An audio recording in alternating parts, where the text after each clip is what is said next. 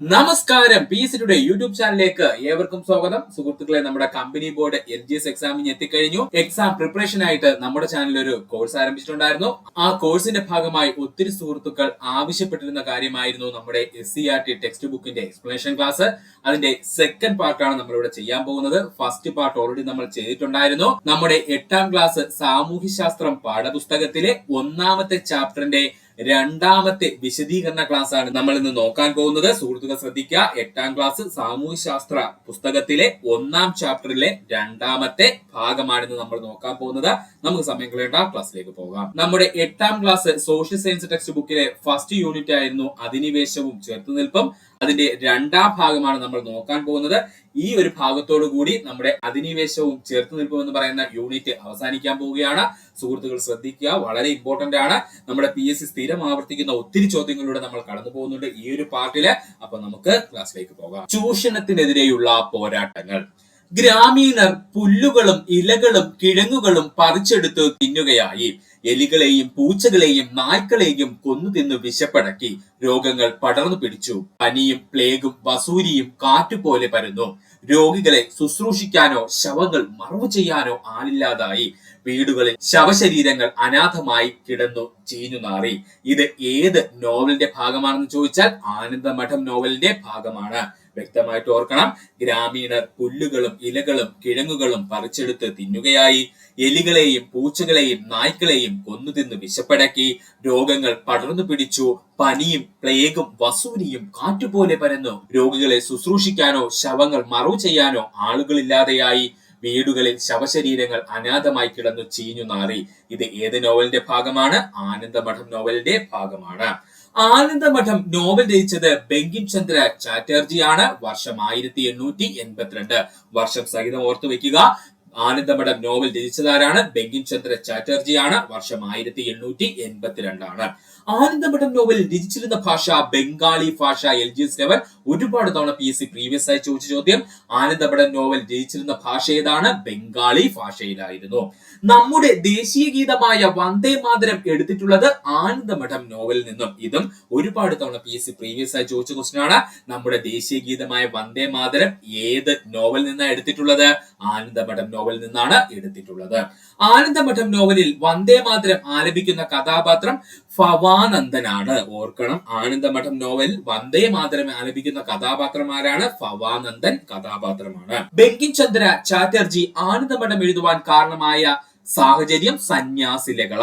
ബങ്കിം ചന്ദ്ര ചാറ്റർജി ആനന്ദമഠം എഴുതുവാൻ കാരണമായ സാഹചര്യം ഏതാ സുഹൃത്തുക്കളെ? സന്യാസിലകളെയാണ്. സന്യാസിലകള അറിയപ്പെടുന്ന മറ്റൊരു പേരാണ് സന്യാസി ഫക്കീർ ലഹള എന്ന്. സന്യാസി ലഹള അറിയപ്പെടുന്ന മറ്റൊരു പേരെന്താണ്? സന്യാസി ഫക്കീർ ലഹള. സന്യാസി ഫക്കീർ ലഹള നേതാക്കൾ എന്നറിയപ്പെടുന്നത് ഫവാനി പതക്കും മജ്നു ഷായുമാണ്. സന്യാസി ഫക്കീർ ലഹള നേതാക്കൾ എന്നറിയപ്പെടുന്നത് ആരൊക്കെയാണ്? ഫവാനി പതക്കും അതുപോലെ മജ്നു ഷായുമാണ്. ഓർക്കുക. അടുത്ത ഭാഗമാണ് കൃഷിയിൽ നിന്നും കലാപത്തിലേക്ക്. കൃഷിയിൽ നിന്നും കലാപത്തിലേക്ക്. അതിൽ നമ്മൾ ഏറ്റവും ഇമ്പോർട്ടന്റ് ആയിട്ട് പഠിക്കാനുള്ളതാണ് ബംഗാളിലെ നീലം കർഷകരുടെ കലാപം. ബംഗാളിലെ നീലം കർഷക കലാപം. ബ്രിട്ടീഷ് കൊളോണിയൽ ഭരണത്തിനെതിരെ നടന്ന ഏറ്റവും പ്രധാനപ്പെട്ട കാർഷിക കലാപം എന്നറിയപ്പെടുന്നത് ബംഗാളിലെ നീലം കർഷക കലാപമാണ്. ബ്രിട്ടീഷ് കൊളോണിയൽ ഭരണത്തിനെതിരെ നടന്ന ഏറ്റവും പ്രധാനപ്പെട്ട കാർഷിക കലാപം എന്നറിയപ്പെടുന്നത് ബംഗാളിലെ നീലം കർഷക കലാപമാണ്. ബംഗാൾ നീലം കർഷക കലാപം നടന്ന വർഷം 1859. ഡേറ്റ് പഠിച്ചോളനെ. ബംഗാൾ നീലം കർഷക കലാപം നടന്ന വർഷം എത്രയാ? 1859. ബംഗാൾ നീലം കർഷക കലാപത്തിന് നേതൃത്വം നൽകിയത് ദിഗംബർ വിശ്വാസും വിഷ്ണു വിശ്വാസും. ബംഗാൾ നീലം കർഷക കലാപത്തിന് നേതൃത്വം നൽകിയത് ആരാണ്? ദിഗംബർ വിശ്വാസും വിഷ്ണു വിശ്വാസുമാണ്. ബംഗാളിലെ നീലം കർഷക കലാപം പൊട്ടിപ്പുറപ്പെടുവാനുള്ള കാരണമാണ് നമ്മൾ നോക്കാൻ പോകുന്നത്. ശ്രദ്ധിക്കുക, ബംഗാളിലെ നീലം കർഷക കലാപം പൊട്ടിപ്പുറപ്പെടുവാനുണ്ടായ കാരണം. ബ്രിട്ടീഷുകാരായ തോട്ടക്കാർ ഗ്രാമങ്ങളിൽ സ്ഥാപിച്ചിട്ടുള്ള ഫാക്ടറികൾക്ക് ആവശ്യമായ അമരച്ചെടി കൃഷി ചെയ്യുവാൻ കർഷകരെ നിർബന്ധിച്ചത്. ബ്രിട്ടീഷുകാരായ തോട്ടക്കാർ ഗ്രാമങ്ങളിൽ സ്ഥാപിച്ചിട്ടുള്ള ഫാക്ടറികൾക്ക് ആവശ്യമായ അമരച്ചെടി കൃഷി ചെയ്യുവാൻ കർഷകരെ നിർബന്ധിച്ചത്. അമരച്ചെടിയിൽ നിന്നും ഉൽപ്പാദിപ്പിക്കുന്ന നീലം ബ്രിട്ടീഷുകാർക്ക് മാത്രമേ വിൽക്കുവാൻ കഴിയുമായിരുന്നുള്ളൂ. അത് ഇമ്പോർട്ടന്റ് ആണ്. അമരച്ചെടിയിൽ നിന്ന് ഉൽപ്പാദിപ്പിക്കുന്ന നീലം ബ്രിട്ടീഷുകാർക്ക് മാത്രമേ കഴിയുമായിരുന്നുള്ളൂ. ഓർക്കുക, നീലത്തിന് കമ്പോള വിലയേക്കാൾ താഴ്ന്ന വില മാത്രമാണ് കർഷകർക്ക് ബ്രിട്ടീഷുകാർ നൽകിയത്. കടുത്ത ഭക്ഷ്യക്ഷാമത്തിനും ചൂഷണത്തിനും സാമ്പത്തിക ബുദ്ധിമുട്ടുകൾക്കും ഇത് വഴിതെളിച്ചു. നീലത്തിന് കമ്പോള വിലയേക്കാൾ താഴ്ന്ന വില മാത്രമാണ് കർഷകർക്ക് ബ്രിട്ടീഷുകാർ നൽകിയത്. കടുത്ത ഭക്ഷ്യക്ഷാമത്തിനും ചൂഷണത്തിനും സാമ്പത്തിക ബുദ്ധിമുട്ടുകൾക്കും ഇത് വഴിതെളിച്ചു. കൃത്രിമ ചായം കണ്ടെത്തിയതോടെ നീലത്തിന്റെ ആവശ്യകത കുറഞ്ഞത് ദാരിദ്ര്യം വർദ്ധിപ്പിച്ചു. കൃത്രിമ ചായം കണ്ടെത്തിയതോടെ നീലത്തിന്റെ ആവശ്യകത കുറഞ്ഞത് എന്തിനു കാരണമായി സുഹൃത്തുക്കളെ? കർഷകർക്ക് കടുത്ത ദാരിദ്ര്യം വർദ്ധിപ്പിക്കുന്നതിന് കാരണമായി. അടുത്തതാണ് സന്താൾ കലാപം. ഒരുപാട് തവണ PSC ചോദിച്ചതാണ്, ഇമ്പോർട്ടന്റ് ആണ്. സന്താൾ കലാപം. ഇന്ത്യയുടെ സ്വാതന്ത്ര്യ സമരം എന്ന പുസ്തകം രചിച്ചത് ബിപിൻ ചന്ദ്രയാണ്. ഇന്ത്യയുടെ സ്വാതന്ത്ര്യ സമരം എന്ന പുസ്തകം രചിച്ചത് ആരാണ്? ബിപിൻ ചന്ദ്രയാണ്. അദ്ദേഹത്തിന്റെ ഈ പുസ്തകത്തിൽ സന്താൾ കലാപത്തെ പറ്റി വ്യക്തമായിട്ട് അദ്ദേഹം പ്രതിപാദിച്ചിട്ടുണ്ട് കേട്ടോ. അതുകൊണ്ടാണ് ഈ പുസ്തകം പഠിക്കേണ്ടത്. ഇന്ത്യയുടെ സ്വാതന്ത്ര്യ സമരം എന്ന പുസ്തകം രചിച്ചത് അപ്പൊ ആരാ? ബിപിൻ ചന്ദ്രയാണ്. അദ്ദേഹത്തിന്റെ ഈ പുസ്തകത്തിൽ സന്താൾ കലാപത്തെ പറ്റി വ്യക്തമായി വിവരിച്ചിരിക്കുന്നു. 18ാം നൂറ്റാണ്ടിൽ ബംഗാൾ പ്രവിശ്യയിലെ രാജ്മഹൽ കുന്നുകളിലേക്ക് കുടിയേറി പാർത്ത ഗോത്ര ജനവിഭാഗം അറിയപ്പെടുന്ന പേരാണ് സന്താൾ ഗോത്ര വിഭാഗം. 18ാം നൂറ്റാണ്ടിലെ ബംഗാൾ പ്രവിശ്യയിലെ രാജ്മഹൽ കുന്നുകളിലേക്ക് കുടിയേറി പാർത്ത ഗോത്ര ജനവിഭാഗം അറിയപ്പെടുന്ന പേരാണ് സന്താൾ ജനത അല്ലെങ്കിൽ സന്താൾ ഗോത്രവർഗം. സന്താൾ കലാപം പൊട്ടിപ്പുറപ്പെട്ട വർഷം 1855 ജൂൺ 30.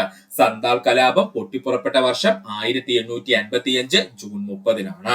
സന്താൾ കലാപത്തിന് നേതൃത്വം നൽകിയ വ്യക്തിത്വങ്ങൾ എന്നറിയപ്പെടുന്നത് സിദ്ധോ, കൻഹു, ചന്തു ഭൈരവ്. ഓർക്കുക, സന്താൾ കലാപത്തിന് നേതൃത്വം നൽകിയ വ്യക്തിത്വങ്ങൾ എന്ന് പറഞ്ഞു കഴിഞ്ഞാൽ സിദ്ധവും കൻഹുവും നമുക്ക് എല്ലാവർക്കും അറിയാം. അതിനോടൊപ്പം ചന്തു ഭൈരവും കൂടെ പഠിച്ചു വെക്കുക. സന്താൾ കലാപത്തിന് നേതൃത്വം നൽകിയ വനിതകൾ എന്നറിയപ്പെടുന്നത് ഫൂലോ മുർമുവും ജാനോ മുർമുവുമാണ്. അതായത് ഈ സിദ്ധോയുടെയും കാൻഹുവിന്റെയും സഹോദരിമാരായിട്ടുള്ള ഫൂലോ മുർമുവും ജാനോ മുർമുവും എന്ത് ചെയ്തിട്ടുണ്ടായിരുന്നു? സന്താൾ കലാപത്തിന് നേതൃത്വം നൽകിയിട്ടുണ്ടായിരുന്നു. അതുകൊണ്ട് തന്നെ സന്താൾ കലാപത്തിന് നേതൃത്വം നൽകിയ വനിതകൾ എന്നറിയപ്പെടുന്നത് ആരാണ്? ഫൂലോ മുർമുവും ജാനോ മുർമുവുമാണ്. ശക്തമായ ഒരു സാമൂഹിക ഘടനയുണ്ടായിരുന്ന ഗോത്ര വിഭാഗമായിരുന്നു സന്താൾ ഗോത്ര ജനത. ഇവരുടെ ജനതയെ പർഹസ് എന്നറിയപ്പെടുന്ന വിവിധ വംശങ്ങളായി ക്രമീകരിച്ചിരുന്നു. അപ്പോ ശക്തമായ ഒരു സാമൂഹിക ഘടനയുണ്ടായിരുന്ന ഗോത്ര വിഭാഗമായിരുന്നു സന്താൾ ഗോത്ര ജനത.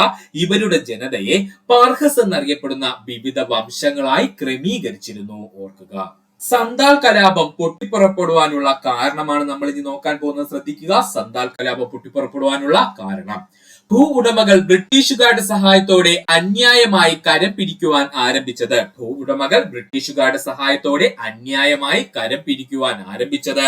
സന്താൾ ഗോത്ര ജനതയുടെ ധാന്യങ്ങളും വനവിഭവങ്ങളും കടം നൽകിയ പണത്തിന് പകരമായി പിടിച്ചെടുത്തത്. സന്താൾ ഗോത്ര ജനതയുടെ ധാന്യങ്ങളും വനവിഭവങ്ങളും, ഇമ്പോർട്ടന്റ് ആണ്, വനവിഭവങ്ങളും കടം നൽകിയ പണത്തിന് പകരമായി പിടിച്ചെടുത്തത്. പ്രകൃതി ആരാധനയെ ശക്തമായി വിശ്വസിച്ചിരുന്ന സന്താൾ ജനത ബ്രിട്ടീഷുകാർ നടത്തിയ വനചൂഷണത്തെ തങ്ങളുടെ വിശ്വാസത്തിനെതിരായ പ്രവൃത്തിയായി കണ്ടു.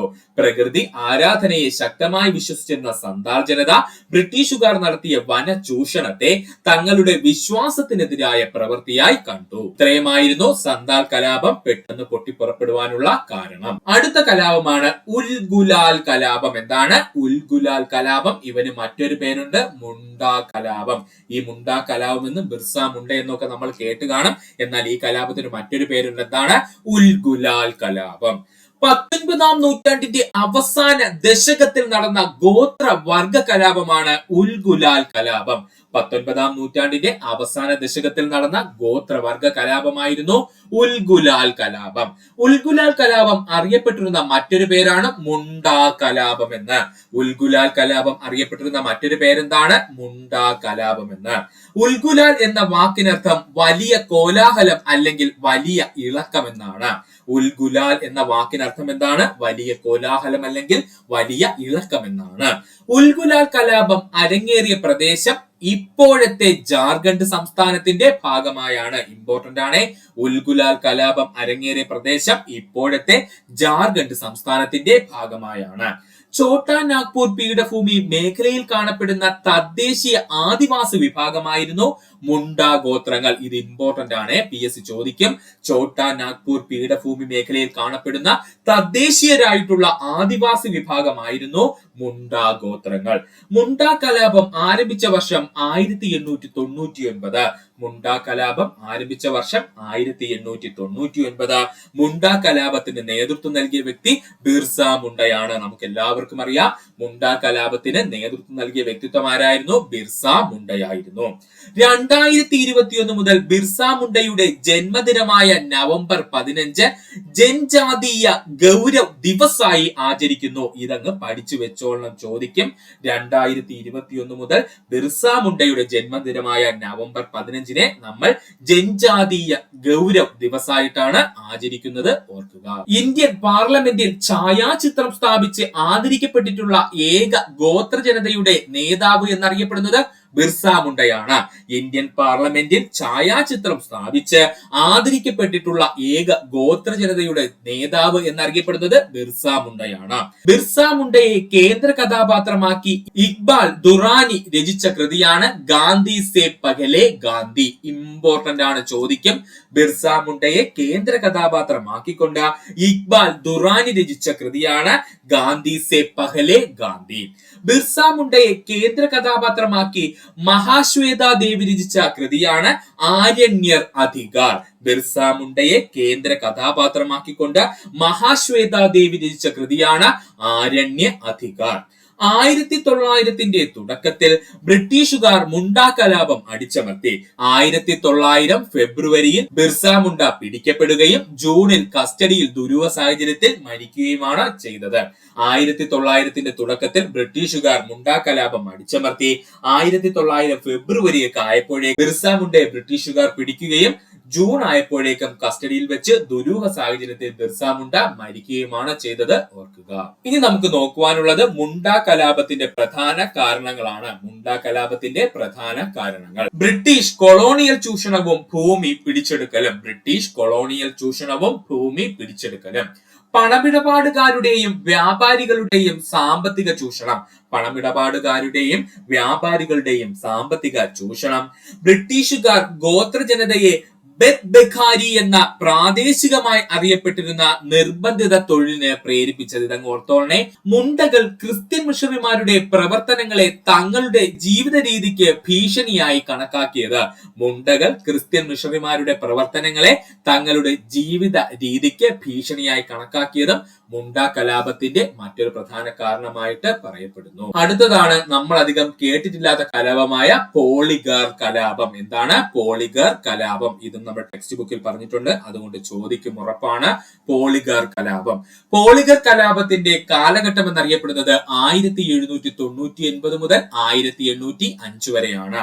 പോളിഗർ കലാപത്തിന്റെ കാലഘട്ടം എന്നറിയപ്പെടുന്നത് 1799 മുതൽ 1805 വരെയാണ്. ബ്രിട്ടീഷുകാരുടെ നയങ്ങൾക്കെതിരെ തമിഴ്നാട്ടിലെ സൈനിക തലവന്മാരായ പോളിഗർ നടത്തിയ കലാപമാണ് പോളിഗർ കലാപം എന്ന് അറിയപ്പെടുന്നത്. ബ്രിട്ടീഷുകാരുടെ നയങ്ങൾക്കെതിരെ തമിഴ്നാട്ടിലെ സൈനിക തലവന്മാരായ പോളിഗർ നടത്തിയ കലാപമാണ് പോളിഗർ കലാപം എന്ന് അറിയപ്പെടുന്നത്. അപ്പോൾ പോളിഗർ കലാപം അരങ്ങേറിയ ഇന്നത്തെ സംസ്ഥാനം ഏതാണ്? തമിഴ്നാട് സംസ്ഥാനമാണ്. പാളയം അഥവാ സൈനിക താവളം എന്നർത്ഥം വരുന്ന പാളയക്കാർ എന്ന തമിഴ് പദത്തിൽ നിന്നുമാണ് പോളിഗർ എന്ന ഇംഗ്ലീഷ് പദം ഉണ്ടായത്. പാളയം അഥവാ സൈനിക താവളം എന്നർത്ഥം വരുന്ന പാളയക്കാർ എന്ന തമിഴ് പദത്തിൽ നിന്നുമാണ് പോളിഗർ എന്ന ഇംഗ്ലീഷ് പദം ഉണ്ടായത്. പോളിഗർ കലാപത്തിന് നേതൃത്വം നൽകിയ വ്യക്തിത്വങ്ങളാണ് വീരപാണ്ഡ്യ കട്ടപ്പൊമ്മനും മരുതുപാണ്ഡ്യ സഹോദരന്മാരും. ഓർക്കുക, പോളിഗർ കലാപത്തിന് നേതൃത്വം നൽകിയ വ്യക്തിത്വങ്ങൾ ആരാണ്? വീരപാണ്ഡ്യ കട്ടപ്പൊമ്മനും അതുപോലെ മരുതുപാണ്ഡ്യ സഹോദരന്മാരുമാണ്. ഇതിൽ മരുതുപാണ്ഡ്യ സഹോദരന്മാരെന്ന് പറയുന്നത് ശിവഗംഗ എന്ന് പറയുന്ന പ്രദേശത്തിന്റെ പോളിഗർമാരായിരുന്നു കേട്ടോ. ചിലപ്പോ ചോദിക്കും, മരുതുപാണ്ഡ്യ സഹോദരന്മാർ ശിവഗംഗ എന്ന് പറയുന്ന പ്രദേശത്തിന്റെ പോളിഗർ ആയിരുന്നു, ഓർക്കുക. ഒന്നാം പോളിഗർ കലാപം. അപ്പൊ പോളിഗർ കലാപങ്ങൾ 2 ഉണ്ട്. അതിൽ ആദ്യത്തേതാണ് നമ്മൾ നോക്കാൻ പോകുന്നത്, ഒന്നാം പോളിഗർ കലാപം. 1799 ബ്രിട്ടീഷുകാർ പുതിയ ഭൂനികുതി സമ്പ്രദായം ഏർപ്പെടുത്തുകയും തുടർന്ന് ഇപ്പോഴത്തെ തിരുനെൽവേലിയിലെ പാഞ്ചാലിക്കുറിച്ചിയിലെ പോളിഗർ ആയിരുന്ന വീരപാണ്ഡ്യ കട്ടപ്പൊമ്മൻ ശക്തിയായി ഈ നികുതി സമ്പ്രദായത്തെ എതിർക്കുകയും ചെയ്തു. ഓർക്കുക, അപ്പൊ ഒന്നാം പോളിഗർ കലാപം ഉണ്ടാവാൻ കാരണം എന്താണ്? 1799 ബ്രിട്ടീഷുകാർ പുതിയ ഭൂനികുതി സമ്പ്രദായം ഏർപ്പെടുത്തുകയും തുടർന്ന് ഇപ്പോഴത്തെ തിരുനെൽവേലിയിലെ പാഞ്ചാലിക്കുറിച്ചിയിലെ പോളിഗർ ആയിരുന്ന വീരപാണ്ഡ്യ കട്ടബൊമ്മൻ ശക്തമായി ഈ നികുതി സമ്പ്രദായത്തെ എതിർക്കുകയും ചെയ്തു. കലാപം അടിച്ചമർത്തുന്നതിന് വേണ്ടി ബ്രിട്ടീഷുകാർ കലാപം നയിച്ചിരുന്ന പോളിഗർമാരെ പാലാം കോട്ടയിൽ തടവിലാക്കി. കോട്ടയുടെ പേര് മറക്കല്ലേ. കലാപം അടിച്ചമർത്തുന്നതിന് വേണ്ടി ബ്രിട്ടീഷുകാർ കലാപം നയിച്ചിരുന്ന പോളിഗർമാരെ പാലാം കോട്ടയിൽ തടവിലാക്കി. ഇനി നമുക്ക് നോക്കുവാനുള്ളതാണ് രണ്ടാം പോളിഗർ കലാപം. രണ്ടാം പോളിഗർ കലാപം. പാലം കോട്ടയിൽ നിന്നും രക്ഷപ്പെട്ട പോളിഗർമാർ തൂത്തുക്കുടിയിലും പരിസര പ്രദേശങ്ങളിലുമുള്ള ബ്രിട്ടീഷ് കോട്ടകൾ പിടിച്ചെടുത്തു. ഇത് രണ്ടാം പോളിഗർ കലാപത്തിലേക്ക് നയിച്ചു. അപ്പോൾ രണ്ടാം പോളിഗർ കലാപത്തിലേക്ക് നയിക്കാൻ കാരണം എന്താണ്? നമ്മൾ ഓൾറെഡി പറഞ്ഞിരുന്നു, ഒന്നാം പോളിഗർ കലാപത്തിന്റെ ഭാഗമായിട്ട് പിടിച്ചുകൊണ്ടുവന്ന പോളിഗർമാരെ പാലം കോട്ടയിൽ കൊണ്ട് തടവിലാക്കിയെന്ന്. എന്നാൽ നമ്മുടെ പോളിഗർമാർ അവിടെ നിന്നില്ല, അവരെന്ത് ചെയ്തു? പാലം കോട്ടയിൽ നിന്നും രക്ഷപ്പെട്ടു. ഇങ്ങനെ പാലം കോട്ടയിൽ നിന്നും രക്ഷപ്പെട്ട പോളിഗർമാർ തൂത്തുക്കുടിയിലും പരിസര പ്രദേശങ്ങളിലുമുള്ള ബ്രിട്ടീഷ് കോട്ടകൾ പിടിച്ചെടുത്തു. ഇതിനെ രണ്ടാം പോളിഗർ കലാപത്തിലേക്ക് നയിച്ചു. ശിവഗംഗയിലെ മരുതു പാണ്ഡ്യന്മാരോടൊപ്പം കലാപകാരികൾ ചേരുകയും മരുതു കലാപം ശക്തി പ്രാപിക്കുകയും ചെയ്തു. അപ്പോൾ രണ്ടാം പോളിഗർ കലാപമായി ആരംഭിച്ച ഈ കലാപം ശിവഗംഗയിൽ എത്തിയതോടുകൂടി അവിടുത്തെ മരുതു പാണ്ഡ്യന്മാരോടൊപ്പം കൂടിച്ചേരുകയും പിന്നെ അങ്ങോട്ട് മരുതു കലാപം എന്ന പേരിൽ അറിയപ്പെടുകയും ചെയ്തു. 1801 മരുതു സഹോദരന്മാരെ പിടികൂടിയതോടുകൂടി സംഘർഷം ഒടുവിൽ അവസാനിക്കുകയാണ് ചെയ്തത്. 1801 മരുതു സഹോദരന്മാരെ പിടികൂടിയതോടുകൂടി സംഘർഷം അവസാനിക്കുകയാണ് ചെയ്തത്. ഓർക്കുക. അടുത്തതാണ് വെല്ലൂർ കലാപം. എന്താണ് വെല്ലൂർ കലാപം? ബ്രിട്ടീഷുകാർക്കെതിരെ ഇന്ത്യയിൽ നടന്ന ആദ്യത്തെ സൈനിക കലാപം എന്നറിയപ്പെടുന്നത് വെല്ലൂർ കലാപമാണ്. ഇതാണ് നമ്മുടെ PSC ഒരുപാട് തവണ പ്രീവിയസ് ആയി ചോദിച്ചുകൊണ്ടിരിക്കുന്നത്. ബ്രിട്ടീഷുകാർക്കെതിരെ ഇന്ത്യയിൽ നടന്ന ആദ്യത്തെ സൈനിക കലാപം എന്നറിയപ്പെടുന്നത് വെല്ലൂർ കലാപമാണ്. വെല്ലൂർ കലാപം നടന്ന വെല്ലൂർ സ്ഥിതി ചെയ്യുന്ന സംസ്ഥാനം തമിഴ്നാട്. വെല്ലൂർ കലാപം നടന്ന വെല്ലൂർ സ്ഥിതി ചെയ്യുന്ന സംസ്ഥാനം ഏതാണ്? തമിഴ്നാടാണ്. വെല്ലൂർ കലാപം നടന്ന വർഷം 1806 ജൂലൈ 10 വെല്ലൂർ കലാപം നടന്ന വർഷം 1806 ജൂലൈ 10 വെല്ലൂർ കലാപകാരികൾ രാജാവായി പ്രഖ്യാപിച്ചത് ടിപ്പു സുൽത്താന്റെ മകനായ ഫത്തേ ഹൈദറിനെയാണ്. ഇതെങ്ങനെ സംഭവിച്ചു എന്നുള്ളത് ഞാൻ അങ്ങോട്ട് വഴിയെ പറയാം. വെല്ലൂർ കലാപകാരികൾ രാജാവായി പ്രഖ്യാപിച്ചത് ആരെയാണ്? ടിപ്പു സുൽത്താന്റെ മകനായ ഫത്തേ ഹൈദറിനെയാണ്. വെല്ലൂർ കലാപം അടിച്ചമർത്തിയ ബ്രിട്ടീഷ് സൈനിക ഉദ്യോഗസ്ഥൻ സർ റോളോ ഗില്ലസ്പി ആണ്. ഓർക്കുക, വെല്ലൂർ കലാപം അടിച്ചമർത്തിയ ബ്രിട്ടീഷ് സൈനിക ഉദ്യോഗസ്ഥൻ ആരാണ്? സർ റോളോ ഗില്ലസ്പി ആണ്. ബ്രിട്ടീഷുകാർ ഇന്ത്യൻ സൈനികർക്ക് നൽകിയിരുന്ന ചാട്ടവാറടി അവസാനിക്കുന്നതിന് കാരണമായ കലാപം എന്നറിയപ്പെടുന്നത് വെല്ലൂർ കലാപമാണ്. ബ്രിട്ടീഷുകാർ ഇന്ത്യൻ സൈനികർക്ക് നൽകിയിരുന്ന ചാട്ടവാറടി അവസാനിക്കുന്നതിന് കാരണമായ കലാപം എന്നറിയപ്പെടുന്നത് ഏതാണ്? അത് വെല്ലൂർ കലാപമാണ്. വെല്ലൂർ കലാപം പൊട്ടിപ്പുറപ്പെടുവാനുള്ള കാരണങ്ങളാണ് നമ്മൾ ഇനി നോക്കാൻ പോകുന്നത്. നമ്മുടെ ടെക്സ്റ്റ് ബുക്കിൽ വ്യക്തമായി പറഞ്ഞിരിക്കുന്ന പോയിന്റ് ആണ് പഠിക്കുക. വെല്ലൂർ കലാപം പൊട്ടിപ്പുറപ്പെടുവാനുള്ള കാരണങ്ങൾ. English East India company Indian ശിപ്പായിമാരുടെ വേഷവിധാനത്തിൽ വരുത്തിയ മാറ്റങ്ങൾ. English East India company Indian ശിപ്പായിമാരുടെ വേഷവിധാനത്തിൽ വരുത്തിയ മാറ്റങ്ങൾ. ഇംഗ്ലീഷുകാർ ഇന്ത്യയിലെ ഹിന്ദു മുസ്ലിം ശിപ്പായിമാരുടെ മതപരമായ വികാരങ്ങളെ അവഗണിച്ചത്. ഇംഗ്ലീഷുകാർ ഇന്ത്യയിലെ ഹിന്ദു മുസ്ലിം ശിപ്പായിമാരുടെ മതപരമായ വികാരങ്ങളെ അവഗണിച്ചത്. പരമ്പരാഗത ശിരോവസ്ത്രത്തിന് പകരം പുതിയ വൃത്താകൃതിയിലുള്ള തൊപ്പികൾ ധരിക്കാൻ ശിപ്പായിമാരെ നിർബന്ധിച്ചത്. പരമ്പരാഗത ശിരോവസ്ത്രത്തിന് പകരം പുതിയ വൃത്താകൃതിയിലുള്ള തൊപ്പികൾ ധരിക്കാൻ ശിപ്പായിമാരെ നിർബന്ധിച്ചത്. മദ്രാസ് ആർമിയുടെ കമാൻഡന്റ് ഇൻ ചീഫ് ആയിരുന്ന സർ ക്രഡോക്ക് സൈനികർ നെറ്റിയിൽ മതപരമായ അടയാളങ്ങൾ ധരിക്കുന്നത് നിരോധിച്ചുകൊണ്ടും മീശ വെട്ടിച്ചുരുക്കണമെന്നും താടി വടിക്കണമെന്നും ഉത്തരവിട്ടു. ഇത് ഹിന്ദു മുസ്ലിം സൈനികരെ ഒരുപോലെ അലോസരപ്പെടുത്തി. ഓർക്കുക, മദ്രാസ് ആർമിയുടെ കമാൻഡന്റ് ഇൻ ചീഫ് ആയിരുന്ന സർ ജോൺ ക്രാഡോക്ക് സൈനികർ നെറ്റിയിൽ മതപരമായ അടയാളങ്ങൾ ധരിക്കുന്നത് നിരോധിച്ചുകൊണ്ടും മീശ വെട്ടിച്ചുരുക്കണമെന്നും താടി വടിക്കണമെന്നും ഉത്തരവിട്ടിരുന്നു. ഇത് ഹിന്ദു മുസ്ലിം സൈനികരെ ഒരുപോലെ അലോസരപ്പെടുത്തി. ഇത്രയും കാരണങ്ങളാണ് വെല്ലൂർ കലാപം പൊട്ടിപ്പുറപ്പെടുവാനുള്ള കാരണം. പിന്നെ മറ്റൊരു ചെറിയ കാരണം എന്ന് പറയുന്നത് ടിപ്പു സുൽത്താന്റെ മകനായിട്ടുള്ള ഫത്തേ ഹൈദറും ഈ വെല്ലൂർ കലാപത്തിന് ഒരു കാരണമായിട്ടുണ്ടെന്ന് ചരിത്രകാരന്മാർ പറയുന്നു. അതൊന്ന് ഓർത്ത് വെച്ചിരുന്നാൽ മതി. കാരണം എന്തെന്ന് ചോദിച്ചു കഴിഞ്ഞാൽ ഈ ടിപ്പു സുൽത്താന്റെ മരണത്തോടു കൂടി ഈ ഫത്തേ ഹൈദറിനെയും അദ്ദേഹത്തിന്റെ മാതാവിനെയും കൂടി ബ്രിട്ടീഷുകാർ കൊണ്ടുവന്നിട്ട് ഈ വെല്ലൂരിനകത്തുള്ള ഒരു കോട്ടയിലെ കൊട്ടാരത്തിലാണ് താമസിപ്പിച്ചിരുന്നത്. അപ്പോ ഈ വെല്ലൂർ കലാപം പൊട്ടിപ്പുറപ്പെടുന്ന സമയത്ത് കൃത്യമായിട്ട് നമ്മുടെ ഫത്തേ ഹൈദറും എന്തിന്റെ പങ്കാളിയായി? വെല്ലൂർ കലാപത്തിന്റെ പങ്കാളിയായിട്ടുണ്ട്. അതുകൊണ്ട് ചരിത്രകാരന്മാർ പറയുന്നു വെല്ലൂർ കലാപം പൊട്ടിപ്പുറപ്പെടുന്ന ഒരു കാരണം ആരാണ്? ഫത്തേ ഹൈദറാണെന്നും പറയുന്നുണ്ട്. അതുകൊണ്ട് ചരിത്രകാരന്മാരെ വെല്ലൂർ കലാപം പൊട്ടിപ്പുറപ്പെടുവാനുള്ള ഒരു കാരണം ആരെന്ന് പറയുന്നുണ്ട്? നമ്മുടെ ഫത്തേ ഹൈദരാണെന്ന് പറയുന്നുണ്ട്. അതൊന്ന് ഓർത്തു വെക്കുക. അടുത്തതാണ് ആറ്റിങ്ങൽ കലാപം. ഏറ്റവും കൂടുതൽ PSC ചോദിച്ചിട്ടുള്ള കലാപങ്ങളിൽ ഒന്നാണ് ആറ്റിങ്ങൽ കലാപം.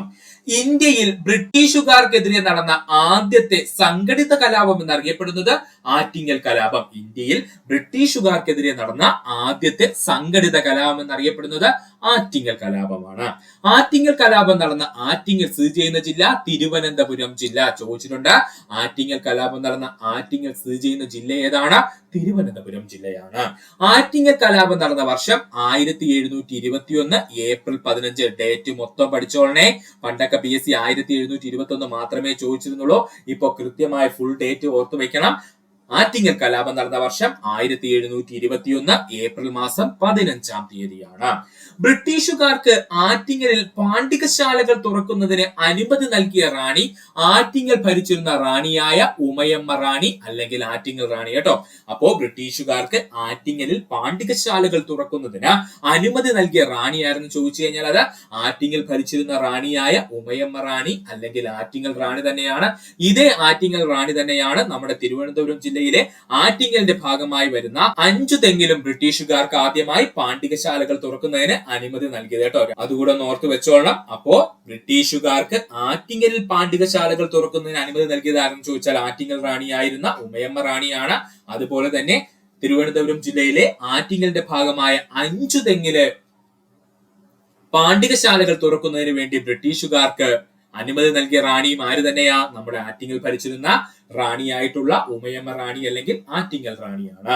ആറ്റിങ്ങൽ കലാപത്തിന്റെ ഭാഗമായി വധിക്കപ്പെട്ട ബ്രിട്ടീഷ് ഉദ്യോഗസ്ഥനാണ് ഗീഫോർഡ്. ആറ്റിങ്ങൽ കലാപത്തിന്റെ ഭാഗമായി വധിക്കപ്പെട്ട ബ്രിട്ടീഷ് ഉദ്യോഗസ്ഥൻ ആരാണ്? ആറ്റിങ്ങൽ കലാപത്തിന്റെ ഭാഗമായി തദ്ദേശീയ ജനങ്ങൾ പിടിച്ചെടുത്ത ബ്രിട്ടീഷ് കോട്ട അഞ്ചുതെങ്ങ് കോട്ട. ആറ്റിങ്ങൽ കലാപത്തിന്റെ ഭാഗമായി തദ്ദേശീയ ജനങ്ങൾ പിടിച്ചെടുത്ത ബ്രിട്ടീഷ് കോട്ട ഏതാണ്? അഞ്ചുതെങ്ങ് കോട്ടയാണ്. ആറ്റിങ്ങൽ കലാപം അടിച്ചമർത്തിയ ബ്രിട്ടീഷ് സൈനിക റെജിമെന്റ് തലശ്ശേരി റെജിമെന്റ്. ഇതൊരിക്കൽ സ്റ്റേറ്റ്മെന്റ് ലെവൽ PSC ചോദിച്ചിട്ടുണ്ട്. അത് LGS തന്നെയാണ് ചോദിച്ചത്. അതുകൊണ്ട് വ്യക്തമായിട്ട് പഠിക്കണം. ആറ്റിങ്ങൽ കലാപം അടിച്ചമർത്തിയ ബ്രിട്ടീഷ് സൈനിക റെജിമെന്റ് ഏതായിരുന്നു? തലശ്ശേരി ബ്രിട്ടീഷ് സൈനിക റെജിമെന്റ് ആയിരുന്നു. ആറ്റിങ്ങൽ കലാപകാലത്ത് വേണാട് ഭരിച്ചിരുന്ന ഭരണാധികാരി ആദിത്യവർമ്മനാണ്. ആറ്റിങ്ങൽ കലാപകാലത്ത് വേണാട് ഭരിച്ചിരുന്ന ഭരണാധികാരി ആരെന്ന് ചോദിച്ചാൽ അത് ആദിത്യവർമ്മനും, അതുപോലെ ആറ്റിങ്ങൽ ഭരിച്ചിരുന്ന റാണി ആരെന്ന് ചോദിച്ചാൽ അത് ആറ്റിങ്ങൽ റാണി അല്ലെങ്കിൽ ഉമയമ്മ റാണിയാണ്. മാർത്താണ്ഡവർമ്മയും അലക്സാണ്ടർ ഓർമും വേണാട് ഉടമ്പടിയിൽ ഒപ്പുവെച്ച വർഷം 1723. മാർത്താണ്ഡവർമ്മയും അലക്സാണ്ടർ ഓർമും വേണാട് ഉടമ്പടിയിൽ ഒപ്പുവെച്ച വർഷം 1723 ആണ്. ആറ്റിങ്ങൽ കലാപത്തിന്റെ 300-ാം വാർഷികം ആഘോഷിച്ചത് 2021 ഇമ്പോർട്ടന്റ് ആണ്, ഓർക്കണേ. ആറ്റിങ്ങൽ കലാപത്തിന്റെ 300-ാം വാർഷികം നമ്മൾ ആഘോഷിച്ചത് എന്നാ? 2021 ഓർക്കുക. ആറ്റിങ്ങൽ കലാപം പൊട്ടിപ്പുറപ്പെടുവാനുള്ള കാരണങ്ങളാണ് നമ്മൾ ഇനി നോക്കാൻ പോകുന്നത്. ആറ്റിങ്ങൽ കലാപം പൊട്ടിപ്പുറപ്പെടുവാനുള്ള കാരണം: ബ്രിട്ടീഷുകാർ ഓരോ പുതുവർഷത്തിലും ആറ്റിങ്ങൽ റാണിക്ക് പാരിതോഷികങ്ങൾ നൽകി പ്രീതിപ്പെടുത്തുന്നത് അപായമായി ആറ്റിങ്ങൽ ജനത കണ്ടു. ബ്രിട്ടീഷുകാർ ഓരോ പുതുവർഷത്തിലും ആറ്റിങ്ങൽ റാണിക്ക് പാരിതോഷികങ്ങൾ നൽകി പ്രീതിപ്പെടുത്തുന്നത് അപായമായി ആറ്റിങ്ങൽ ജനത കണ്ടു. കാരണം എന്താ? ഇങ്ങനെ പുതുവർഷങ്ങളിൽ ഓരോരോ ഗിഫ്റ്റ് കൊടുത്താണ് പുള്ളിക്കാരിയെ കൊണ്ട് നമ്മുടെ അഞ്ചുതെങ്ങില് ആദ്യമായിട്ട് ഒരു കോട്ടയും അതുപോലെ തന്നെ പാണ്ഡികശാലയും ആര് തുറന്നത്? ബ്രിട്ടീഷുകാര് തുറന്നത് കേട്ടോ. അതുകൊണ്ട് തന്നെ തന്നെ ആറ്റിങ്ങൽ ജനതയ്ക്ക് അതൊരു ഭീതി പടർത്തി. ആറ്റിങ്ങൽ റാണിക്ക് വേണ്ടിയുള്ള സമ്മാനങ്ങൾ പ്രാദേശിക ഫ്യൂഡൽ പ്രഭുക്കന്മാർ വഴി നൽകാൻ ബ്രിട്ടീഷ് ഉദ്യോഗസ്ഥർ വിസമ്മതിച്ചത്. ഇതാണ് ഏറ്റവും ഇമ്പോർട്ടന്റ് പോയിന്റ് കേട്ടോ. ആറ്റിങ്ങൽ റാണിക്ക് വേണ്ടിയുള്ള സമ്മാനങ്ങൾ പ്രാദേശിക ഫ്യൂഡൽ പ്രഭുക്കന്മാർ വഴി നൽകാൻ ബ്രിട്ടീഷ് ഉദ്യോഗസ്ഥർ എന്ത് ചെയ്തു? വിസമ്മതിച്ചു. ബ്രിട്ടീഷുകാർ കുരുമുളകിന്റെ വിപണനത്തിൽ നടത്തിയ വലിയ കൃത്രിമം കണ്ടെത്തിയത്. ബ്രിട്ടീഷുകാർ കുരുമുളകിന്റെ വിപണനത്തിൽ നടത്തിയ വലിയ കൃത്രിമം കണ്ടെത്തിയത്. ആറ്റിങ്ങൽ ദേശത്തിന്റെ ആഭ്യന്തര ഭരണ വിഷയങ്ങളിൽ ബ്രിട്ടീഷുകാർ ഇടപെട്ടത്. ആറ്റിങ്ങൽ ദേശത്തിന്റെ ആഭ്യന്തര ഭരണ വിഷയങ്ങളിൽ ബ്രിട്ടീഷുകാർ ഇടപെട്ടത്. ബ്രിട്ടീഷുകാർ ആറ്റിങ്ങൽ ജനങ്ങൾക്കിടയിൽ വംശീയ വിദ്വേഷവും വളർത്തുകയും അതുവഴി അരാജകത്വം സൃഷ്ടിക്കാനും ശ്രമിച്ചത്. ബ്രിട്ടീഷുകാർ ആറ്റിങ്ങൽ ജനങ്ങൾക്കിടയില് വംശീയ വിദ്വേഷം വളർത്തുകയും അതുവഴി അരാജകത്വം സൃഷ്ടിക്കാനും ശ്രമിച്ചത്. ഇത്രയും പോയിന്റ് ആണ് ആറ്റിങ്ങൽ കലാപം പൊട്ടിപ്പുറപ്പെടുവാനുള്ള കാരണമായിട്ട് പഠിക്കുവാനുള്ളത്. ഇങ്ങനെയുള്ള പോയിന്റ്സ് പഠിച്ചു വെക്കണം. സ്റ്റേറ്റ്മെന്റ് ലെവൽ ഉറപ്പായിട്ട് നമുക്ക് പ്രതീക്ഷിക്കാം. ഇനി നമുക്ക് നോക്കുവാനുള്ളതാണ് ബ്രിട്ടീഷുകാർക്കെതിരെയുള്ള സ്ത്രീ മുന്നേറ്റങ്ങള്. ബ്രിട്ടീഷുകാർക്കെതിരെയുള്ള സ്ത്രീ മുന്നേറ്റങ്ങള് അതിൽ ഏറ്റവും ഇമ്പോർട്ടന്റ് ആയിട്ട് പഠിക്കുവാനുള്ളതാണ് കിട്ടൂർ കലാപം. ഇപ്പൊ PSC അങ്ങോട്ട് ചോദിച്ചതേ ഉള്ളൂ. കിട്ടൂർ കലാപം ബ്രിട്ടീഷ് നയങ്ങൾക്കെതിരായി ആയുധമെടുത്ത ആദ്യ ഇന്ത്യൻ വനിതാ ഭരണാധികാരി എന്നറിയപ്പെടുന്നത് കിട്ടൂർ റാണിയായിട്ടുള്ള ചെന്നമ്മയാണ്. ഓപ്ഷനകത്ത് ഝാൻസി റാണി കാണും, തെറ്റിപ്പോവരുത്. ബ്രിട്ടീഷ് നയങ്ങൾക്കെതിരായി ആയുധമെടുത്ത ആദ്യത്തെ ഇന്ത്യൻ ഭരണാധികാരി എന്നറിയപ്പെടുന്നത് ആരാണ്? കിട്ടൂർ റാണിയായിട്ടുള്ള ചെന്നമ്മയാണ്. മറാത്ത ഭരണത്തിന്റെ മേൽക്കോയ്മ അംഗീകരിച്ച കർണാടകത്തിലെ നാട്ടുരാജ്യമായിരുന്നു കിട്ടൂർ എന്നുള്ളത്. മറാത്ത ഭരണത്തിന്റെ മേൽക്കോയ്മ അംഗീകരിച്ച കർണാടകത്തിലെ നാട്ടുരാജ്യമായിരുന്നു കിട്ടൂർ എന്നുള്ളത്. കിട്ടൂർ ദേശം ബ്രിട്ടീഷ് ഈസ്റ്റ് ഇന്ത്യ കമ്പനിയുടെ കീഴിലാകുന്നതിന് കാരണമായ യുദ്ധം എന്നറിയപ്പെടുന്നത് മൂന്നാം ആംഗ്ലോ മറാത്ത യുദ്ധമാണ്. തെറ്റിപ്പോവല്ലേ. കിട്ടൂർ ദേശം ബ്രിട്ടീഷ് ഈസ്റ്റ് ഇന്ത്യ കമ്പനിയുടെ കീഴിലാകുന്നതിന് കാരണമായ യുദ്ധം എന്നറിയപ്പെടുന്നത് കിട്ടൂർ കലാപമല്ല, മൂന്നാം ആംഗ്ലോ മറാത്ത യുദ്ധമാണ്. മൂന്നാം ആംഗ്ലോ മറാത്ത യുദ്ധകാലത്ത് കിട്ടൂർ ദേശം ഭരിച്ചിരുന്ന ഭരണാധികാരിയായിരുന്നു ആര്? ശിവലിംഗ രുദ്ര ദേശായി. ഈ ശിവലിംഗ രുദ്ര ദേശായിയുടെ ഭാര്യയായിരുന്നു ആര്? കിട്ടൂർ ചെന്നമ്മ എന്ന് പറയുന്നത്. ഓർത്തോളനെ, മൂന്നാം ആംഗ്ലോ മറാത്ത യുദ്ധകാലത്ത് കിട്ടൂർ ദേശം ഭരിച്ചിരുന്ന ഭരണാധികാരിയായിരുന്നു ശിവലിംഗ രുദ്ര ദേശായി. അദ്ദേഹത്തിന്റെ പത്നിയായിരുന്നു ആര്? കിട്ടൂർ ചെന്നമ്മ എന്ന് പറയുന്നത്. ബ്രിട്ടീഷുകാരോട് കിട്ടൂർ ചെന്നമ്മ യുദ്ധത്തിൽ ഏർപ്പെട്ട വർഷം 1824 ഓർത്തോളണം. ബ്രിട്ടീഷുകാരോട് കിട്ടൂർ ചെന്നമ്മ യുദ്ധത്തിൽ ഏർപ്പെട്ട വർഷം 1824. റാണി കിട്ടൂർ ചെന്നമ്മയെ യുദ്ധത്തിൽ തോൽപ്പിച്ച ബ്രിട്ടീഷ് സൈനിക ഉദ്യോഗസ്ഥൻ ജോൺ താക്കർ ആണ്. റാണി കിട്ടൂർ ചെന്നമ്മയെ യുദ്ധത്തിൽ തോൽപ്പിച്ച ബ്രിട്ടീഷ് സൈനിക ഉദ്യോഗസ്ഥനാരാണ്? ജോൺ ഠാക്കൂർ ആണ്. കിട്ടൂർ കലാപം അടിച്ചമർത്തിയ ബ്രിട്ടീഷ് സൈനിക ഉദ്യോഗസ്ഥൻ എന്നറിയപ്പെടുന്നത് കേണൽ ഡീക്കൻ ആണ്. രണ്ടും രണ്ടാണ്, ഓർക്കണം. കിട്ടൂർ ചെന്നമ്മയെ യുദ്ധത്തിൽ തോൽപ്പിച്ച ബ്രിട്ടീഷ് സൈനിക ഉദ്യോഗസ്ഥൻ ആരെന്ന് ചോദിച്ചാൽ ജോൺ താക്കർ ആണ്. എന്നാൽ കിട്ടൂർ കലാപം അടിച്ചമർത്തിയ ബ്രിട്ടീഷ് സൈനിക ഉദ്യോഗസ്ഥൻ ആരെന്ന് ചോദിച്ചാൽ കേണൽ ഡീക്കൻ ആണ്. റാണി കിട്ടൂർ ചെന്നമ്മയെ ബ്രിട്ടീഷുകാർ തടവിലാക്കിയിരുന്ന കോട്ട ബെയ്ഹോങ്കൽ കോട്ട. ഓർക്കണേ, റാണി കിട്ടൂർ ചെന്നമ്മയെ ബ്രിട്ടീഷുകാർ തടവിലാക്കിയിരുന്ന കോട്ട ഏതാണ്? ബെയ്ൽഹോങ്കൽ കോട്ടയാണ്. എന്താണ്? ബെയ്ൽഹോങ്കൽ കോട്ടയാണ്.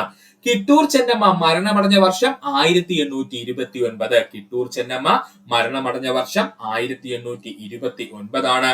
കിട്ടൂർ കലാപത്തിന്റെ 200ാം വാർഷികം ആഘോഷിച്ചത് 2024 ഈ ക്വസ്റ്റ്യൻ ഉറപ്പാണ്, PSC ചോദിക്കും. കിട്ടൂർ കലാപത്തിന്റെ 200ാം വാർഷികം നമ്മൾ ആഘോഷിച്ചത് 2024 ബ്രിട്ടീഷ് ഭരണത്തിനെതിരെ ആഞ്ഞടിച്ച കിട്ടൂർ ചെന്നമ്മയുടെ ആദരസൂചകമായി 2024 RBI പുറത്തിറക്കിയ പ്രത്യേക നാണയമാണ് 200 രൂപ നാണയം. ബ്രിട്ടീഷ് ഭരണത്തിനെതിരെ ആഞ്ഞടിച്ച കിട്ടൂർ ചെന്നമ്മയുടെ ആദരസൂചകമായി 2024 RBI പുറത്തിറക്കിയ പ്രത്യേക നാണയം എത്രയാ? 200 രൂപയുടെ നാണയമാണ്. ഓർക്കുക. അടുത്തതായി നമുക്ക് നോക്കുവാനുള്ളതാണ് സൈനിക സഹായ വ്യവസ്ഥ. എന്താണ് സൈനിക സഹായ വ്യവസ്ഥ അഥവാ സബ്സിഡറി അലയൻസ് സിസ്റ്റം എന്നൊക്കെ നമ്മൾ പറയും കേട്ടോ. സൈനിക സഹായ വ്യവസ്ഥ ഇന്ത്യയിൽ ബ്രിട്ടീഷുകാരുടെ സാമ്രാജ്യ വികാസത്തിനു വേണ്ടി രൂപീകരിക്കപ്പെട്ട പദ്ധതിയായിരുന്നു സൈനിക സഹായ വ്യവസ്ഥ. ഇന്ത്യയിൽ ബ്രിട്ടീഷുകാരുടെ സാമ്രാജ്യ വികാസത്തിനു വേണ്ടി രൂപീകരിക്കപ്പെട്ട പദ്ധതിയായിരുന്നു സൈനിക സഹായ വ്യവസ്ഥ. സൈനിക സഹായ വ്യവസ്ഥ നടപ്പിലാക്കിയ ഗവർണർ ജനറൽ വെല്ലസ്ലി പ്രഭുവാണ്. സൈനിക സഹായ വ്യവസ്ഥ നടപ്പിലാക്കിയ ഗവർണർ ജനറൽ ആരാണ്? വെല്ലസ്ലി പ്രഭുവാണ്. പലരും തെറ്റിക്കുന്ന പോയിന്റ് ആണ് സുഹൃത്തുക്കളെ. സഹായം നൽകിയവൻ എന്ത് ചെയ്യും? നന്നായിട്ട് വെലസി നടക്കും അല്ലേ? അങ്ങനെ അങ്ങ് ഓർത്തു വെച്ചാൽ മതി. ചെറിയൊരു ടിപ്പാണ്. സൈനിക സഹായ വ്യവസ്ഥ നടപ്പിലാക്കിയത് ആരാണ്? വെല്ലസ്ലി പ്രഭുവാണ്. ഇത് പഠിക്കുവാനുള്ള കോഡ് എന്താണ് അല്ലെങ്കിൽ ടിപ്പ് എന്തെന്ന് ചോദിച്ചു കഴിഞ്ഞാല് സഹായം നൽകിയവന് എപ്പോഴും വെലസി നടക്കും എന്ന് ഓർക്കുക. സഹായം നൽകിയവന് എപ്പോഴും വെലസി നടക്കും. അതുകൊണ്ട് സൈനിക സഹായ വ്യവസ്ഥ കൊണ്ടുവന്നത് ആരാണ്? വെല്ലസ്ലി പ്രഭുവാണ്. സൈനിക സഹായ വ്യവസ്ഥയിൽ പങ്കുചേർന്ന ആദ്യ ഇന്ത്യൻ നാട്ടുരാജ്യം ഹൈദരാബാദ് ആണ്. വർഷം 1798. പഠിച്ചോളണം, ഇമ്പോർട്ടന്റ് ആണ്. സൈനിക സഹായ വ്യവസ്ഥയിൽ പങ്കെടുത്ത ആദ്യത്തെ ഇന്ത്യൻ നാട്ടുരാജ്യം എന്നറിയപ്പെടുന്നത് ഹൈദരാബാദ് ആണ്. വർഷം 1798. ഇന്ത്യൻ സംസ്ഥാനങ്ങൾ സൈനിക സഹായ വ്യവസ്ഥയിൽ പങ്കുചേർന്ന ക്രമം എന്ന് ഓർക്കുക. ഇന്ത്യൻ സംസ്ഥാനങ്ങൾ സൈനിക സഹായ വ്യവസ്ഥയിൽ പങ്കുചേർന്ന ക്രമം. ഹൈദരാബാദ് ആണ് ആദ്യമായി പങ്കുചേരുന്നത് 1798. രണ്ടാമത് മൈസൂര് 1799. മൈസൂർ എന്തുകൊണ്ടാ നമ്മുടെ സൈനിക സഹായ വ്യവസ്ഥയുടെ ഭാഗമായെന്ന് ചോദിച്ചാല് നാലാം ആംഗ്ലോ മൈസൂർ യുദ്ധത്തിൽ ടിപ്പു സുൽത്താൻ പരാജയപ്പെട്ടതിന് ശേഷമാണ് കേട്ടോ. ഓർക്കണം, രണ്ടാമതായിട്ട് സൈനിക സഹായ വ്യവസ്ഥയുടെ ഭാഗമായി മാറിയ നമ്മുടെ ഇന്ത്യയിലെ നാട്ടുരാജ്യം എന്ന് ചോദിച്ചാൽ അത് മൈസൂരാണ്. അതിനുള്ള കാരണം എന്തെന്ന് ചോദിച്ചാല് 1799 നാലാം ആംഗ്ലോ മൈസൂർ യുദ്ധത്തില് ടിപ്പു സുൽത്താൻ പരാജയപ്പെട്ടതിന് ശേഷമാണ്, അല്ലെങ്കിൽ അദ്ദേഹത്തിന്റെ മരണത്തോടു കൂടിയാണ്. തഞ്ചാവൂര് 1799 സൈനിക സഹായ വ്യവസ്ഥയുടെ ഭാഗമായി. മൂന്നാമതായിട്ട് തഞ്ചാവൂര് 1799 തന്നെ സൈനിക സഹായ വ്യവസ്ഥയുടെ ഭാഗമായി. നാലാമതായി അവധ് 1801 സൈനിക സഹായ വ്യവസ്ഥയുടെ ഭാഗമായി. നാലാമതായി അവധ് 1801 സൈനിക സഹായ വ്യവസ്ഥയുടെ ഭാഗമായി. അഞ്ചാമതായി പേഷ്വ അഥവാ മറാത്ത സാമ്രാജ്യം 1802 സൈനിക സഹായ വ്യവസ്ഥയുടെ ഭാഗമായി. അഞ്ചാമതായിട്ട് 1802 പേഷ്വ അഥവാ മറാത്ത സാമ്രാജ്യം സൈനിക സഹായ വ്യവസ്ഥയുടെ ഭാഗമായി. ആറാമതായി സിന്ധ്യ, അത് മറാത്ത രാജവംശത്തിന്റെ ഭാഗം തന്നെയാണ്. 1803 സൈനിക സഹായ വ്യവസ്ഥയുടെ ഭാഗമായി. ആറാമതായിട്ട് സിന്ധ്യ, അത് മറാത്ത സാമ്രാജ്യത്തിന്റെ ഭാഗം തന്നെയായിരുന്നു. 1803 സൈനിക സഹായ വ്യവസ്ഥയുടെ ഭാഗമായി.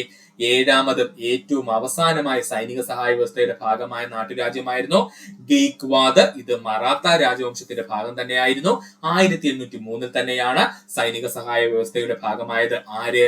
ഗെയ്ക്വാദ്. ഓർക്കുക, അപ്പോ സൈനിക സഹായ വ്യവസ്ഥയുടെ ഭാഗമായ ഏറ്റവും അവസാനത്തെ നാട്ടുരാജ്യം എന്നറിയപ്പെടുന്നത് ഗെയ്ക്വാദ് ആണ്. ഇതെന്ന് പറയുന്നത് മറാത്ത സാമ്രാജ്യത്തിന്റെ ഭാഗം തന്നെയാണ്. 1803 ഇത് സൈനിക സഹായ വ്യവസ്ഥയുടെ ഭാഗമായത്. സൈനിക സഹായ വ്യവസ്ഥ പ്രകാരം നാട്ടുരാജ്യങ്ങൾ പാലിക്കേണ്ട വ്യവസ്ഥകളാണ് നമ്മൾ ഇനി പറയാൻ പോകുന്നത്. ഇത് ടെക്സ്റ്റ് ബുക്കിൽ വളരെ വിശദമായി പറഞ്ഞിരിക്കുന്ന പോയിന്റ് ആണ്. ഓർക്കുക, സൈനിക സഹായ വ്യവസ്ഥ പ്രകാരം നാട്ടുരാജ്യങ്ങൾ പാലിക്കേണ്ട വ്യവസ്ഥകൾ. സൈനിക സഹായ വ്യവസ്ഥയിൽ ഏർപ്പെടുന്ന നാട്ടുരാജാവ് കമ്പനി സൈന്യത്തിന്റെ ഒരു യൂണിറ്റ് തന്റെ രാജ്യത്തിനുള്ളിൽ സ്ഥിരമായി പാർപ്പിക്കണം. സൈനിക സഹായ വ്യവസ്ഥയിൽ ഏർപ്പെടുന്ന നാട്ടുരാജാവ് കമ്പനി സൈന്യത്തിന്റെ ഒരു യൂണിറ്റ് തന്റെ രാജ്യത്തിനുള്ളിൽ സ്ഥിരമായി പാർപ്പിക്കണം. കമ്പനിയുടെ സൈന്യ വിഭാഗത്തിനുള്ള എല്ലാ ചെലവും സഖ്യത്തിൽ ഏർപ്പെടുന്ന രാജാവ് വഹിക്കണം.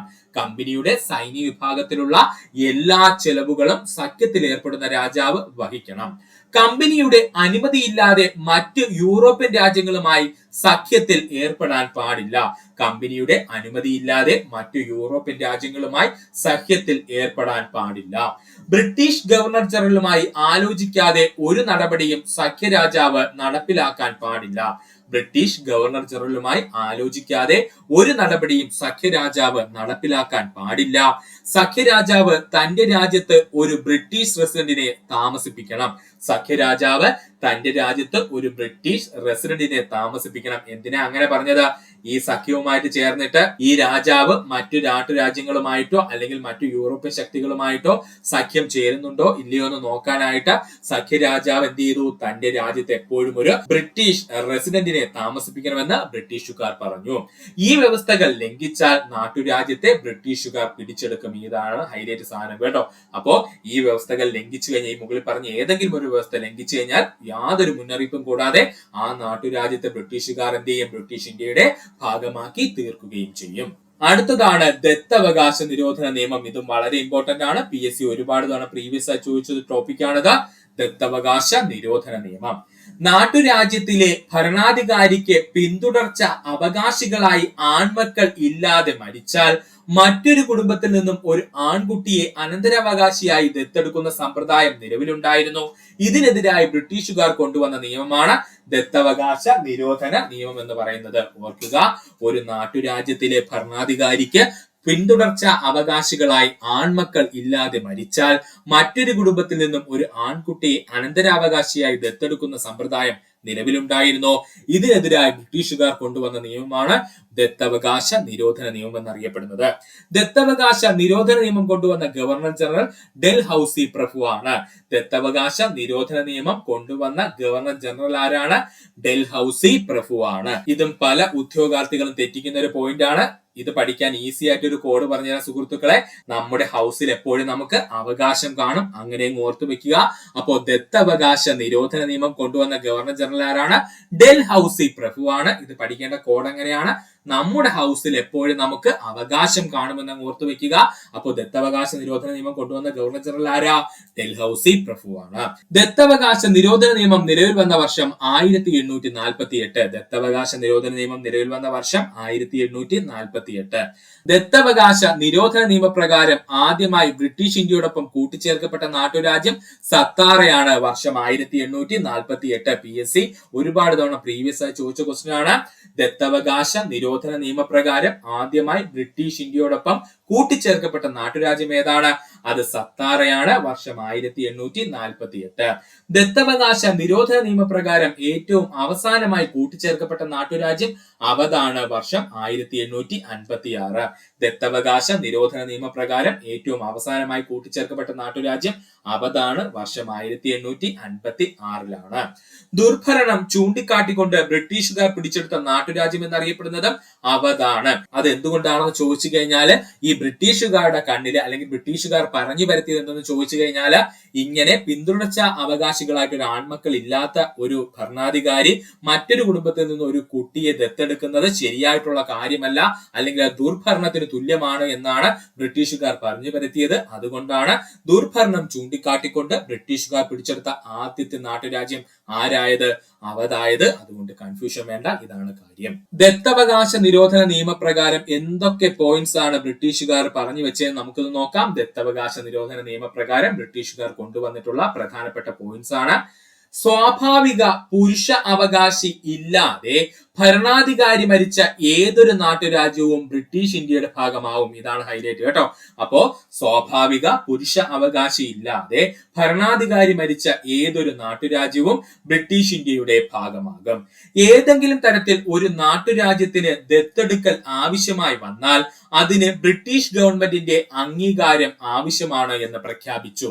ഏതെങ്കിലും തരത്തിൽ ഒരു നാട്ടുരാജ്യത്തിന് ദത്തെടുക്കൽ ആവശ്യമായി വന്നാൽ അതിന് ബ്രിട്ടീഷ് ഗവൺമെന്റിന്റെ അംഗീകാരം ആവശ്യമാണ് എന്ന് പ്രഖ്യാപിച്ചു.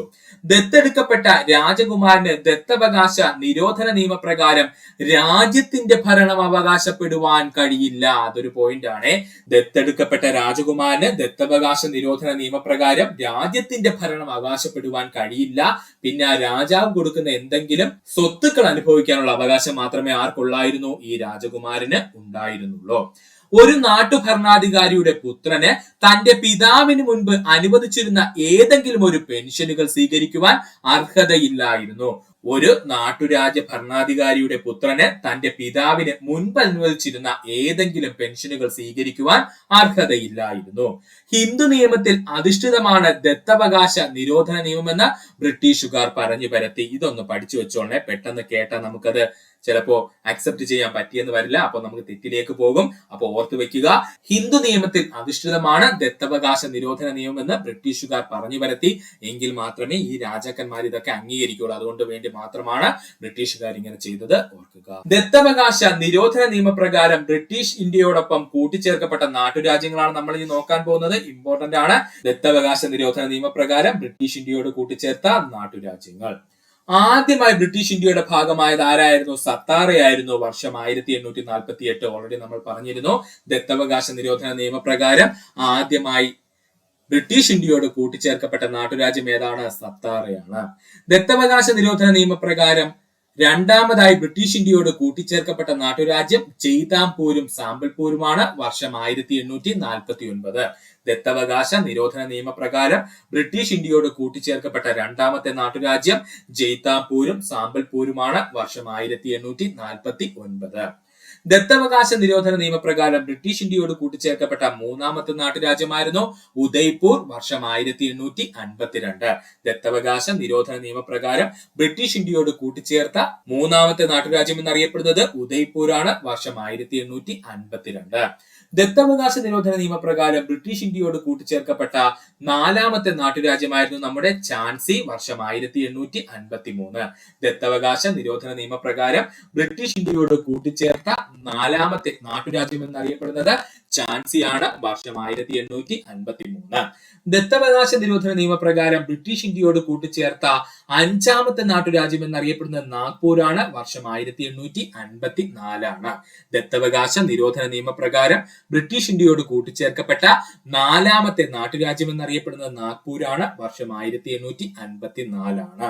ദത്തവകാശ നിരോധന നിയമപ്രകാരം ബ്രിട്ടീഷ് ഇന്ത്യയോട് കൂട്ടിച്ചേർക്കപ്പെട്ട ഏറ്റവും അവസാനത്തെ നാട്ടുരാജ്യം എന്നറിയപ്പെടുന്നത് അവധാണ്. വർഷം 1856. ദത്തവകാശ നിരോധന നിയമപ്രകാരം ബ്രിട്ടീഷ് ഇന്ത്യയോടൊപ്പം കൂട്ടിച്ചേർക്കപ്പെട്ട ഏറ്റവും അവസാനത്തെ നാട്ടുരാജ്യം എന്നറിയപ്പെടുന്നത് അവധാണ്. വർഷം 1856 അവധിനെ ബ്രിട്ടീഷ് ഇന്ത്യയോടൊപ്പം കൂട്ടിച്ചേർക്കപ്പെട്ടത്. അതിനോടൊപ്പം തന്നെ നമ്മൾ പഠിക്കേണ്ട പോയിന്റ് എന്താ സുഹൃത്തുക്കളെ? ദുർഭരണം ചൂണ്ടിക്കാണിച്ചുകൊണ്ട് ബ്രിട്ടീഷുകാർ ബ്രിട്ടീഷ് ഇന്ത്യയോടൊപ്പം കൂട്ടിച്ചേർത്ത നാട്ടുരാജ്യം ഏത് തന്നെയാണ്? അവധ് തന്നെയാണ്. ഇനി നമുക്ക് നോക്കുവാനുള്ളതാണ് ഒന്നാം സ്വാതന്ത്ര്യ സമരം. എന്താണ് ഒന്നാം സ്വാതന്ത്ര്യ സമരം? ബ്രിട്ടീഷ് സാമ്രാജ്യത്തിനെതിരായി ഇന്ത്യയിൽ നടന്ന ആദ്യത്തെ സംഘടിത കലാപം എന്നറിയപ്പെടുന്നത് 1857 നടന്ന ഒന്നാം സ്വാതന്ത്ര്യ സമരം. ബ്രിട്ടീഷ് സാമ്രാജ്യത്തിനെതിരായി ഇന്ത്യയിൽ നടന്ന ആദ്യ സംഘടിത കലാപം എന്നറിയപ്പെടുന്നത് 1857 നടന്ന ഒന്നാം സ്വാതന്ത്ര്യ സമരം. സാധാരണക്കാർ, കർഷകർ, കൈത്തൊഴിലുകാർ, നാട്ടുരാജാക്കന്മാർ, സൈനികർ, ഭൂപ്രഭുക്കന്മാർ തുടങ്ങി സമൂഹത്തിലെ വിവിധ ജനവിഭാഗങ്ങൾ പങ്കെടുത്ത ആദ്യത്തെ ബ്രിട്ടീഷ് വിരുദ്ധ സമരം എന്നറിയപ്പെടുന്നത് 1857 ഒന്നാം സ്വാതന്ത്ര്യ സമരമാണ്.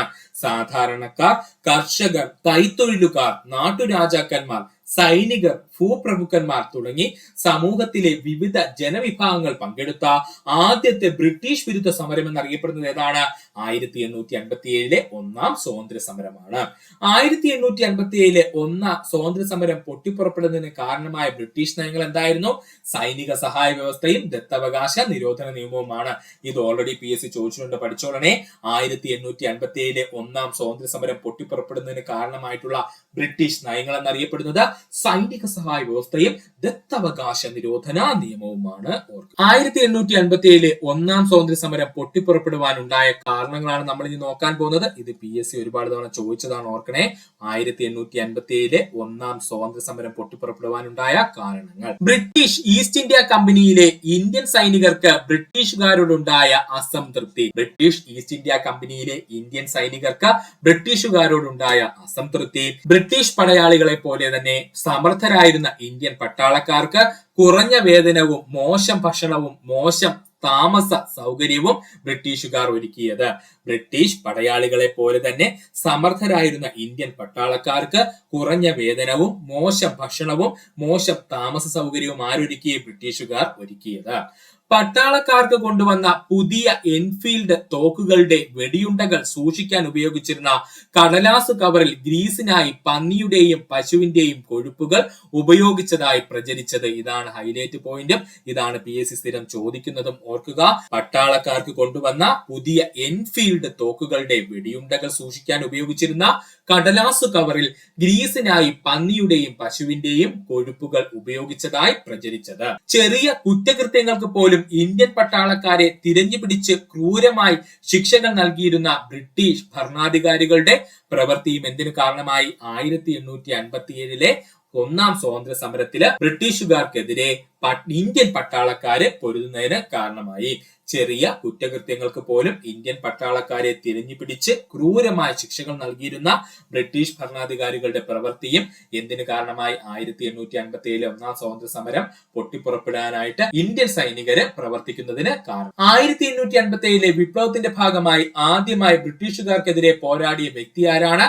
ഭരത്പൂരിലെ സൈനികനായിരുന്ന മംഗൽ പാണ്ഡെ. 1857 വിപ്ലവത്തിന്റെ ഭാഗമായി ആദ്യമായി ബ്രിട്ടീഷുകാർക്കെതിരെ പോരാടിയ വ്യക്തി എന്നറിയപ്പെടുന്നത് ആരാണ്? ഭരത്പൂരിലെ സൈനികനായിരുന്ന മംഗൽ പാണ്ഡെയാണ്. ബ്രിട്ടീഷുകാർക്ക് എതിരായി വിപ്ലവം നടത്തിയതിന്റെ പേരിൽ മംഗൽ പാണ്ഡെയെ തൂക്കിലേറ്റിയ വർഷം 1857 ഏപ്രിൽ 8. ഇത് ചോദിക്കും, ഓൾറെഡി PSC ചോദിച്ചിട്ടുണ്ട് ഒരു തവണ. ബ്രിട്ടീഷുകാർക്കെതിരായി വിപ്ലവം നടത്തിയതിന്റെ പേരിൽ മംഗൽ പാണ്ഡെയെ തൂക്കിലേറ്റിയ വർഷം എത്രയാ? 1857 ഏപ്രിൽ 8. 1857 വിപ്ലവത്തിലെ ആദ്യ രക്തസാക്ഷി എന്നറിയപ്പെടുന്നത് മംഗൽ പാണ്ഡെ. 1857 വിപ്ലവത്തിലെ ആദ്യ രക്തസാക്ഷി എന്നറിയപ്പെടുന്നത് ആരാണ്? മംഗൽ പാണ്ഡെയാണ്. 1857 വിപ്ലവം പൊട്ടിപ്പുറപ്പെട്ടത് ഇപ്പോഴത്തെ ഉത്തർപ്രദേശിലെ മീററ്റിൽ നിന്നും. ഇത് PSC ഇതുപോലെ തന്നെ ചോദിച്ചിട്ടുണ്ട്, ഓർക്കുക. 1857 വിപ്ലവം പൊട്ടിപ്പുറപ്പെട്ടത് എവിടെ നിന്നാണ്? ഇപ്പോഴത്തെ ഉത്തർപ്രദേശിലെ മീററ്റിൽ നിന്നുമാണ്. 1857 വിപ്ലവ കാലഘട്ടത്തിൽ വിപ്ലവകാരികൾ രാജാവായി പ്രഖ്യാപിച്ചത് ഡൽഹി ചക്രവർത്തിയായിരുന്ന ബഹദൂർ ഷാ രണ്ടാമൻ. അദ്ദേഹത്തിന്റെ മറ്റൊരു പേരാണ് ബഹദൂർ ഷാ സഫർ. കേട്ടോ, രണ്ടും PSC ചോദിച്ചിട്ടുണ്ട്, ഓർക്കുക. 1857 വിപ്ലവ കാലഘട്ടത്തിൽ വിപ്ലവകാരികൾ രാജാവായി പ്രഖ്യാപിച്ചത് ഡൽഹി ചക്രവർത്തിയായ ബഹദൂർ ഷാ രണ്ടാമനെ. അദ്ദേഹത്തിന്റെ മറ്റൊരു പേരെന്താണ്? ബഹദൂർ ഷാ സഫറിനെ. 1857 വിപ്ലവം ശക്തമാകുവാൻ കാരണമായി ചരിത്രകാരന്മാർ ചൂണ്ടിക്കാണിക്കുന്നത് ഹിന്ദു മുസ്ലിം ഐക്യമായിരുന്നു. 1857 വിപ്ലവം ശക്തമാവുവാൻ കാരണമായിട്ട് ചരിത്രകാരന്മാർ ചൂണ്ടിക്കാണിക്കുന്നത് ഹിന്ദു മുസ്ലിം ഐക്യമായിരുന്നു. ഇനി നമുക്ക് നോക്കുവാനുള്ളത് 1857 കലാപ പ്രദേശങ്ങളും ആ കലാപത്തിന് നേതൃത്വം നൽകിയ വ്യക്തികളും അവരുടെ സവിശേഷതകളുമാണ്. സവിശേഷതകൾ ഇതുവരെയും നമ്മൾ പഠിച്ചിട്ടില്ലായിരുന്നു. നമ്മുടെ ടെക്സ്റ്റ് ബുക്കിൽ പറഞ്ഞിരിക്കുന്ന കൊണ്ട് വ്യക്തമായിട്ട് നമ്മൾ ഓർക്കണം. അപ്പോ 1857 വിപ്ലവങ്ങൾ നടന്ന പ്രദേശങ്ങളും ആ വിപ്ലവത്തിന് നേതൃത്വം നൽകിയ വ്യക്തിത്വങ്ങളും അവരുടെ സവിശേഷതകളും. ഡൽഹിയിൽ വിപ്ലവത്തിന് നേതൃത്വം നൽകിയത് ബഹദൂർ ഷാ രണ്ടാമൻ. അദ്ദേഹത്തിന്റെ മറ്റൊരു പേരെന്താണ്? ബഹദൂർ ഷാ സഫർ ആയിരുന്നു. കലാപകാരികൾ ഇന്ത്യയുടെ ചക്രവർത്തിയായി പ്രഖ്യാപിച്ചത് ബഹദൂർ ഷാ രണ്ടാമനെയാണ്, അല്ലെങ്കിൽ ബഹദൂർ ഷാ സഫറിനെയാണ്. ഓൾറെഡി നമ്മൾ പറഞ്ഞു കഴിഞ്ഞു. വിപ്ലവാനന്തരം ബ്രിട്ടീഷുകാർ റംഗൂണിലേക്ക് നാടുകടത്തിയ ആരെ? ബഹദൂർ ഷാ രണ്ടാമനെ. അപ്പോ ഡൽഹിയിലെ കലാപത്തിന് നേതൃത്വം നൽകിയത് ബഹദൂർ ഷാ രണ്ടാമൻ അല്ലെങ്കിൽ ബഹദൂർ ഷാ സഫർ ആയിരുന്നു. കലാപകാരികൾ ഇന്ത്യയുടെ ചക്രവർത്തിയായി പ്രഖ്യാപിച്ചത് ആരെയായിരുന്നു? ബഹദൂർ ഷാ രണ്ടാമനെ ആയിരുന്നു.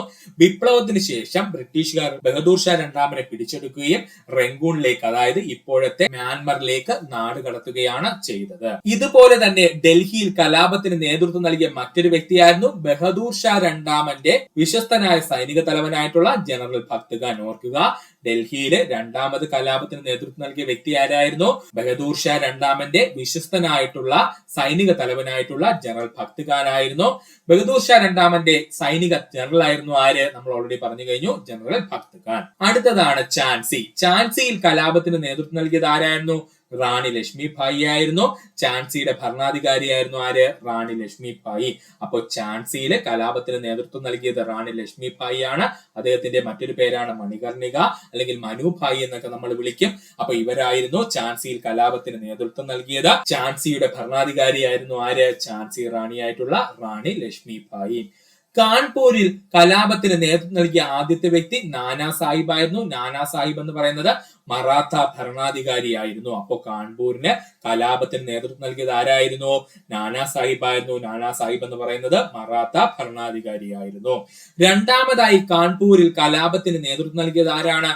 താന്തിയ തോപ്പി ആയിരുന്നു. താന്തിയ തോപ്പി എന്ന് പറയുന്നത് നാനാ സാഹിബിന്റെ സൈനിക തലവനായിരുന്നു. അതുപോലെ തന്നെ ഗറില്ല യുദ്ധമുറകൾ ആദ്യമായിട്ട് ബ്രിട്ടീഷുകാർക്കെതിരെ പ്രയോഗിച്ചതാരെന്ന് ചോദിച്ചാൽ ഈ താന്തിയ തോപ്പി ആയിരുന്നു കേട്ടോ. അപ്പോ ഈ കാൺപൂരിലെ കലാപത്തിന് നേതൃത്വം നൽകിയത് ആരെന്ന് ചോദിച്ചു കഴിഞ്ഞാൽ അതിൽ ഒരു വ്യക്തി ആരാണ്? നാനാ സാഹിബ് ആണ്. രണ്ടാമത്തെ വ്യക്തി താന്തിയ തോപ്പിയാണ്. താന്തിയ തോപ്പി എന്ന് പറയുന്നത് നാനാ സാഹിബിന്റെ സൈനിക തലവനായിരുന്നു. അതുപോലെ തന്നെ 1857 റിവോൾട്ട് സമയത്ത് ഗറില്ല യുദ്ധമുറ ആർക്കെതിരെ? ബ്രിട്ടീഷുകാർക്കെതിരെ നടത്തിയത് ആരെന്ന് ചോദിച്ചാൽ അത് താന്തിയ തോപ്പിയാണ്. ലക്നൌവിൽ കലാപത്തിന് നേതൃത്വം നൽകിയത് ബീഗം ഹസ്രത് മഹലാണ്. അതുപോലെ അവധിലെ ഭരണാധികാരിയായിരുന്നു ആര്? ബീഹം, ഹസ്രത് മഹൽ, അതുകൊണ്ട് തന്നെ ലക്നൗ, ആഗ്ര, അവധ് ഈ 3 പ്രദേശങ്ങളിലും കലാപത്തിന് നേതൃത്വം നൽകിയത് ആരായിരുന്നു? ബീഹം, ഹസ്രത് മഹൽ ആയിരുന്നു. അപ്പോ ലക്നൌവിലെ കലാപത്തിന് നേതൃത്വം നൽകിയത് ആരായിരുന്നു? ബീഹം, ഹസ്രത് മഹൽ ആയിരുന്നു. അവര് അവധിന്റെ ഭരണാധികാരിയായിരുന്നു. അതുകൊണ്ട് തന്നെ ലക്നൗ, ആഗ്ര, അവധ് ഈ 3 പ്രദേശങ്ങളിലും കലാപത്തിന് നേതൃത്വം നൽകിയത് ആരായിരുന്നു? ബീഹം, ഹസ്രത് മഹൽ ആയിരുന്നു.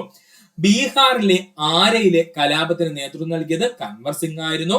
ജഗദീഷ്പൂരിലെ കർഷക പ്രഭുവായിരുന്നു ആര്? കൻവർ സിംഗ്. അപ്പോ ബീഹാറിലെ ആരയിലും അതുപോലെ തന്നെ ജഗദീഷ്പൂരിലും കലാപത്തിന് നേതൃത്വം നൽകിയത് ആരെന്ന് ചോദിച്ചാൽ അത് കൻവർ സിംഗ് ആണ്. കൻവർ സിംഗ് എന്ന് പറയുന്നത് ജഗദീഷ്പൂരിലെ കർഷക പ്രഭുവായിരുന്നു. അതുപോലെ തന്നെ മറ്റൊരു പോയിന്റ് ഓർക്കാനുള്ളത് 1857 കലാപ കാലഘട്ടത്തില് തന്റെ കൈക്ക് വെടിയേറ്റതിനു ശേഷം കത്തി ഉപയോഗിച്ച് തന്റെ കൈ മുറിക്കുകയും അതിനുശേഷം പിന്നെയും കലാപത്തിന് നേതൃത്വം നൽകിയ വ്യക്തിയായിരുന്നു ചോദിച്ചു കഴിഞ്ഞാൽ അത് കൻവർ സിംഗ് ആണ്. ജസ്റ്റ് ഒരു പോയിന്റ് ആയിട്ട് ഓർത്ത് വെച്ചിരുന്നാൽ മതി. 1857 വിപ്ലവ കാലഘട്ട സമയത്ത് തന്റെ നഷ്ടപ്പെട്ട കൈ ഗംഗാദേവിക്ക് അല്ലെങ്കിൽ ഗംഗാ നദിക്ക് സമർപ്പിക്കുന്നു എന്ന് പറഞ്ഞ വിപ്ലവകാരി ആരെന്ന് ചോദിച്ചാൽ അത് കൻവർ സിംഗ് ആണ്. കൻവർ സിംഗ് എവിടെയാണ് അപ്പൊ വിപ്ലവം നടത്തിയത്? ബീഹാറിലെ ആരയിലാണ്. അദ്ദേഹം ജഗദീഷ്പൂരിലെ കർഷക പ്രഭുവായിരുന്നു. ഇനി എങ്ങനെ ഇത് ഈസി ആയിട്ട് പഠിക്കാമെന്നുള്ള കോഡ് ഉൾപ്പെടെയുള്ള ക്ലാസ് വ്യക്തമായിട്ട് 8057 റിവോർട്ട് എന്ന് പറയുന്ന നമ്മുടെ ചാനലിൽ പുതിയൊരു ക്ലാസ് അപ്ലോഡ് ചെയ്തിട്ടുണ്ടായിരുന്നു. അതിൽ വ്യക്തമായിട്ട് നമ്മൾ പറഞ്ഞിട്ടുണ്ടായിരുന്നു. അതിന്റെ ലിങ്ക് ഡിസ്ക്രിപ്ഷനിൽ കൊടുത്തിരിക്കാം. കോഡ് വേണ്ട സുഹൃത്തുക്കൾ ദയവ് ചെയ്ത് ആ ക്ലാസ് ഒന്ന് കാണുവാൻ ശ്രമിക്കും. 1857 വിപ്ലവത്തിന്റെ പരിമിതികളാണ് നമ്മൾ ഇനി നോക്കാൻ പോകുന്നത്. അല്ലെങ്കിൽ വിപ്ലവം ശക്തമാകാത്തതിന് കാരണമാണ് നമ്മൾ പറയാൻ പോകുന്നത് കേട്ടോ. അപ്പൊ 1857 വിപ്ലവത്തിന്റെ പരിമിതികൾ. കലാപം ഉത്തരേന്ത്യയിൽ ഏതാനും ഭാഗങ്ങളിൽ മാത്രമായി ഒതുങ്ങിക്കൂടി. അല്ലേ സുഹൃത്തുക്കളെ? 1857 റിവോർട്ട് വന്നെന്ന് പറഞ്ഞ് നമ്മുടെ തെക്കേ ഇന്ത്യയിൽ, നമ്മുടെ കേരളമോ അല്ലെങ്കിൽ അന്നുണ്ടായിരുന്ന മദ്രാസോ അല്ലെന്നുണ്ടെങ്കിൽ ഈ പറഞ്ഞ മറ്റ് ഏതെങ്കിലും ഒരു രാജവംശത്തിന് ബുദ്ധിമുട്ടുണ്ടായോ? ഇല്ല. അപ്പോൾ 1887 വിപ്ലവം എന്ന് പറയുന്നത് ഉത്തരേന്ത്യയിലെ ഏതാനും ഭാഗങ്ങളിൽ മാത്രം ഒതുങ്ങിക്കൂടി. കലാപത്തിന് സംഘടിത നേതൃത്വം ഉണ്ടായിരുന്നില്ല. ഈ പോയിന്റ് അങ്ങ് ഓർത്ത് വെച്ചോളേ. കലാപത്തിന് സംഘടിത നേതൃത്വം ഉണ്ടായിരുന്നില്ല. അതായത് അവനവന് തോന്നുന്ന രീതിയിൽ അവനവൻ കലാപം ചെയ്തു എന്നുള്ളത് കേട്ടോ. അതൊന്ന് ഓർക്കണം. കാരണം ഇതൊക്കെ നമ്മുടെ ശരിയായ പ്രസ്താവന, തെറ്റായ പ്രസ്താവന എന്നൊക്കെ പറഞ്ഞ് PSC ചോദിക്കുമ്പോൾ ഇങ്ങനെയുള്ളതൊക്കെ പെട്ടെന്ന് നമ്മൾ തെറ്റിക്കും. അപ്പോ 1857 റിവോർട്ട് കലാപത്തിന് സംഘടിത നേതൃത്വം ഉണ്ടായിരുന്നില്ല. അതായത് തോന്നിയവൻ തോന്നിയ പോലെ രീതിയിൽ എന്ത് ചെയ്തു? കലാപം നടത്തി. കലാപകാരികളെക്കാൾ മെച്ചപ്പെട്ട സൈനിക ശേഷിയും സംഘടനാ മികവും കമ്പനി സൈന്യത്തിനുണ്ടായിരുന്നു. കലാപകാരികളെക്കാൾ മെച്ചപ്പെട്ട സൈനിക ശേഷിയും സംഘടനാ മികവും ആർക്കുണ്ടായിരുന്നു? കമ്പനി സൈന്യത്തിന് അല്ലെങ്കിൽ ബ്രിട്ടീഷ് സൈന്യത്തിന് ഉണ്ടായിരുന്നു. ഇന്ത്യയിലെ മധ്യവർഗം പൊതുവെ കലാപത്തെ അനുകൂലിച്ചില്ല. ഇമ്പോർട്ടന്റ് ആണ്. 1857 നടന്ന വിപ്ലവത്തിനെ ഇന്ത്യയിലെ മധ്യവർഗം പൊതുവെ അനുകൂലിച്ചില്ല. നാട്ടുരാജ്യങ്ങളിലെ ഭരണാധികാരികളിൽ ഒരു വലിയ വിഭാഗം കലാപത്തിൽ നിന്നും വിട്ടുനിന്നു. പ്രത്യേകിച്ച് തെക്കേ ഇന്ത്യയിലുള്ള പ്രധാനപ്പെട്ട നാട്ടുരാജ്യങ്ങളെല്ലാം കലാപത്തിൽ നിന്ന് എന്ത് ചെയ്തു? വിട്ടുനിന്നു. അപ്പോൾ നാട്ടുരാജ്യങ്ങളിലെ ഭരണാധികാരികളിൽ ഏറ്റവും വലിയ വിഭാഗം എന്ത് ചെയ്തു? കലാപത്തിൽ നിന്ന് വിട്ടുനിന്നു. പ്രത്യേകിച്ച് തെക്കേ ഇന്ത്യയിലുള്ള രാജവംശങ്ങൾ മുഴുവനും 1857 റിവോർട്ടിൽ നിന്ന് വിട്ടുനിൽക്കുകയാണ് ചെയ്തത്. ഇനി 1857 വിപ്ലവം ഇന്ത്യയിൽ ഉണ്ടാക്കിയ പ്രധാന മാറ്റങ്ങളാണ് നമ്മൾ പറയാൻ പോകുന്നത്. ശ്രദ്ധിക്കുക. ഇന്ത്യയിൽ ഇംഗ്ലീഷ് ഈസ്റ്റ് ഇന്ത്യ കമ്പനിയുടെ ഭരണം അവസാനിച്ചു. ഇംഗ്ലീഷ് ഈസ്റ്റ് ഇന്ത്യ കമ്പനിയുടെ ഭരണം അവസാനിച്ചു. ഇന്ത്യയുടെ ഭരണം ബ്രിട്ടീഷ് രാജ്ഞിയുടെ നേരിട്ടുള്ള നിയന്ത്രണത്തിലായി. ഇന്ത്യയുടെ ഭരണം ബ്രിട്ടീഷ് രാജ്ഞിയുടെ നേരിട്ടുള്ള ഭരണത്തിന് അല്ലെങ്കിൽ നേരിട്ടുള്ള നിയന്ത്രണത്തിന് കീഴിലായി. ഇതിനെയാണ് നമ്മൾ ക്യൂൺ പ്രൊക്ലമേഷൻ എന്ന പേരിൽ പറയുന്നത് അല്ലെ. അപ്പൊ ക്യൂൺ പ്രൊക്ലമേഷൻ കൊണ്ട് ഉദ്ദേശിക്കുന്നത് എന്തെന്ന് ചോദിച്ചാല് ഇന്ത്യയുടെ ഭരണം ബ്രിട്ടീഷ് രാജ്ഞി നേരിട്ടുള്ള നിയന്ത്രണത്തിലാക്കിയ നിയമമാണ് എന്തെന്ന് പറയുന്നത്? ക്യൂൺസ് പ്രൊക്ലമേഷൻ അല്ലെങ്കിൽ രാജ്ഞിയുടെ വിളംബരം എന്ന് അറിയപ്പെടുന്നത്. ഗവർണർ ജനറൽ എന്നതിന് പകരം വൈസ്രോയി എന്ന പദവി നിലവിൽ വന്നു. ഗവർണർ ജനറൽ എന്ന പദത്തിന് പകരം വൈസ്രോയി എന്ന പദവി നിലവിൽ വന്നു. അങ്ങനെ ഇന്ത്യയിലെ ആദ്യത്തെ വൈസ്രോയി ആയി ആര് മാറി? കാനിങ് പ്രഭു മാറി കേട്ടോ. അത് നമ്മൾ പഠിച്ചിട്ടുള്ളതാണ്. അപ്പോൾ ഗവർണർ ജനറൽ എന്നതിന് പകരം വൈസ്രോയി എന്ന പദവി നിലവിൽ വന്നു. അപ്പോൾ ബ്രിട്ടീഷ് ഇന്ത്യയിലെ ആദ്യത്തെ വൈസ്രോയി എന്നറിയപ്പെടുന്നത് കാനിങ് പ്രഭുവായി. അങ്ങനെയെങ്കിൽ സുഹൃത്തുക്കൾക്ക് വേണ്ടി ഒരു ചോദ്യം. ബ്രിട്ടീഷ് ഇന്ത്യയിലെ ഏറ്റവും അവസാനത്തെ ഗവർണർ ജനറൽ ആരായിരുന്നു എന്ന് പറയുക. അറിയാവുന്ന സുഹൃത്തുക്കൾ ഒന്ന് കമന്റ് ചെയ്യുക. അപ്പോ സുഹൃത്തുക്കളുടെ ചോദ്യം ഒന്നുകൂടി ആവർത്തിക്കാം. ബ്രിട്ടീഷ് ഇന്ത്യയിലെ ഏറ്റവും അവസാനത്തെ ഗവർണർ ജനറൽ ആയിരുന്ന വ്യക്തി ആരെന്ന് അറിയാവുന്ന സുഹൃത്തുക്കൾ ഒന്ന് കമന്റ് ചെയ്യുക. ഇന്ത്യയിലെ പിൽക്കാല ദേശീയ പ്രസ്ഥാനങ്ങൾക്ക് ശക്തമായ പ്രചോദനമായിരുന്നു 1857 വിപ്ലവം. ഇന്ത്യയിലെ പിൽക്കാല ദേശീയ പ്രസ്ഥാനങ്ങൾക്ക് ശക്തമായ പ്രചോദനമായിരുന്നു 1857 വിപ്ലവം എന്നുള്ളത്. ഇത് 8057 റിവോട്ടിനെ പറ്റിയിട്ട് നമ്മുടെ ടെക്സ്റ്റ് ബുക്കിൽ പറഞ്ഞിരിക്കുന്ന പോയിന്റ്സ് ആണ് നമ്മൾ പറഞ്ഞിരിക്കുന്നത്. വ്യക്തമായ ക്ലാസ് നമ്മുടെ ചാനലിൽ ഓൾറെഡി അപ്ലോഡ് ചെയ്തിട്ടുണ്ട്. വേണ്ട സുഹൃത്തുക്കൾക്ക് ലിങ്ക് ഡിസ്ക്രിപ്ഷനിൽ കൊടുത്തിരിക്കും. ഇത്രയുമായിരുന്നു നമ്മുടെ പാർട്ട് 2വിന്റെ ഭാഗമായിട്ടുള്ള അധിനിവേശവും ചെറുത്തുനിൽപ്പും എന്ന് പറയുന്ന 8ാം ക്ലാസ്സിലെ സോഷ്യൽ സയൻസിലെ 1ാമത്തെ യൂണിറ്റിൽ നിന്ന് നമ്മൾ പറഞ്ഞത്. ഇതോടുകൂടി നമ്മുടെ 1ാമത്തെ യൂണിറ്റ് ഇവിടെ അവസാനിക്കാൻ പോവുകയാണ്. സുഹൃത്തുക്കൾ എല്ലാവരും ഒന്നിൽ കൂടുതൽ തവണ നമ്മുടെ വീഡിയോ കാണാൻ ശ്രമിക്കുക. ചെറിയ ചെറിയ ടിപ്പുകളൊക്കെ പറയാൻ ശ്രമിച്ചിട്ടുണ്ട്, അതൊക്കെ നിങ്ങൾ ഉപയോഗപ്പെടുത്തുക. ഇത്രയും നേരം ഈ വീഡിയോ സുഹൃത്തുക്കൾക്ക് നന്ദി, നമസ്കാരം. നിങ്ങൾക്ക് ഈ വീഡിയോ ഇഷ്ടമായെങ്കിൽ നിങ്ങൾ സുഹൃത്തുക്കൾ കൂടി ഒന്ന് ഷെയർ ചെയ്ത് കൊടുക്കുക. അതിനോടൊപ്പം തന്നെ നമ്മുടെ ചാനൽ ഒന്ന് സബ്സ്ക്രൈബ് ചെയ്ത് സഹായിക്കുക. സബ്സ്ക്രൈബ് ബട്ടണോട് ചേർന്നുള്ള ബെൽ ബട്ടൺ അമർത്തി കഴിഞ്ഞാൽ നമ്മൾ അപ്ലോഡ് ചെയ്യുന്ന വീഡിയോകൾ തന്നെ സുഹൃത്തുക്കളെ നിങ്ങൾ എത്തുന്നതാണ്. സുഹൃത്തുക്കൾക്ക് നന്ദി, നമസ്കാരം. നല്ല ദിവസം നേരുന്നു.